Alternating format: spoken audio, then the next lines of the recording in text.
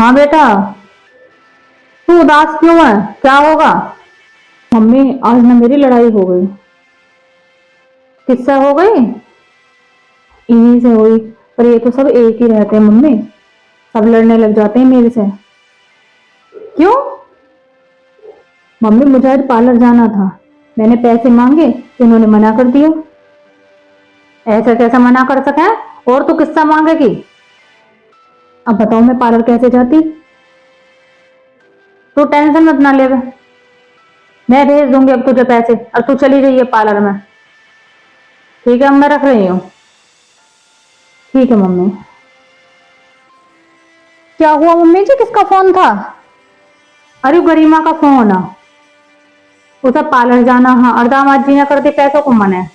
तो उसे कुछ पैसे भेजने हैं मुझे। अच्छा।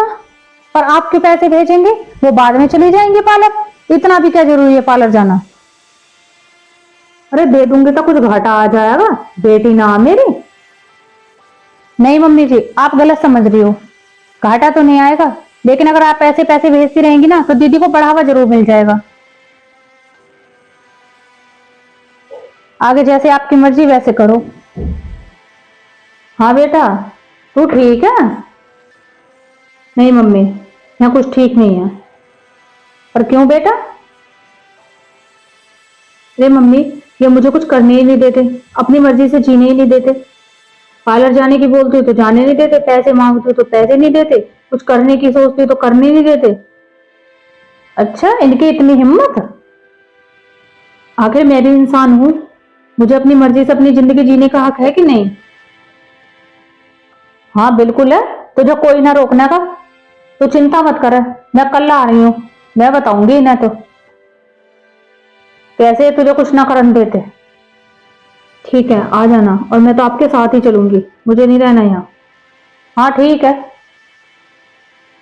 चल ठीक है तो। ठीक है।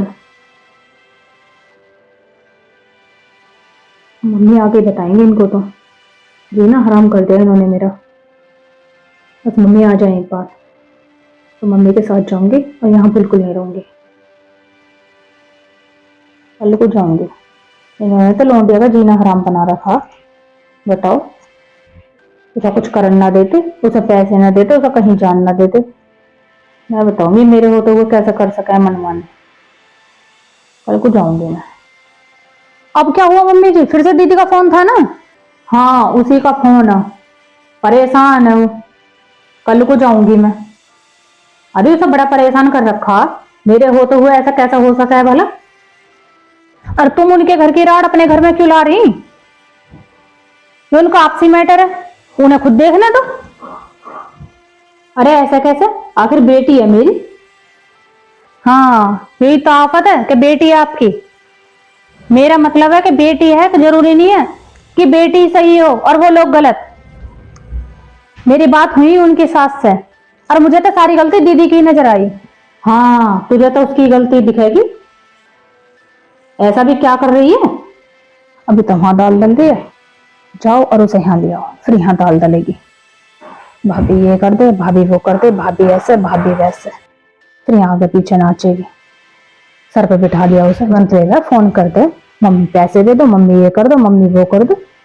मम्मी एक अंधी हो रही है प्यार में। अरे चाय बना लाती। कहाँ चली गई अब? पूजा। ओ पूजा। बताओ इसे सुनाई ना आ रही। देखूं कहाँ चली गई। सास तेरी एक न मानूंगी फिल्म चंद्रावल देखूंगी।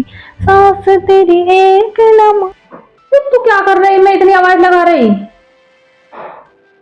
हाँ मम्मी। सुनी ना रही? इसके गाने की आवाज आ रही। मैं रील बना रही इंस्टा पे। रील? पर तू रील कैसे बना सके? हाँ तो इसमें गलती क्या है? हमारी कोई इज्जत है क्या ना? अरे जब आपकी बेटी बना सके तो मैं नहीं बना सकती? जैसे मैं आपके घर की इज्जत हूं तो आपकी बेटी भी तो अपने घर की इज्जत है ना। उनके ससुराल वाले मना करते हैं और वो रील बनाती हैं तो तो उनकी इज्जत रखना भी आपकी बेटी का ही काम है ना।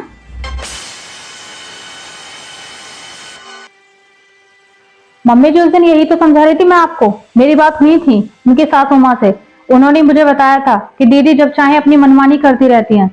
वो पहले पार्लर में जाती हैं तैयार होने के लिए, फिर वहां से आके रील्स बनाती हैं, कभी बाजार में जाती हैं रील्स बनाने के लिए। ये सब उनको पसंद नहीं है और इसीलिए उनके घर में लड़ाई रहती है, और इसीलिए मैंने आपको जाने से रोका था। तो सही कह रही है, तो गलत हो रहा उनके साथ।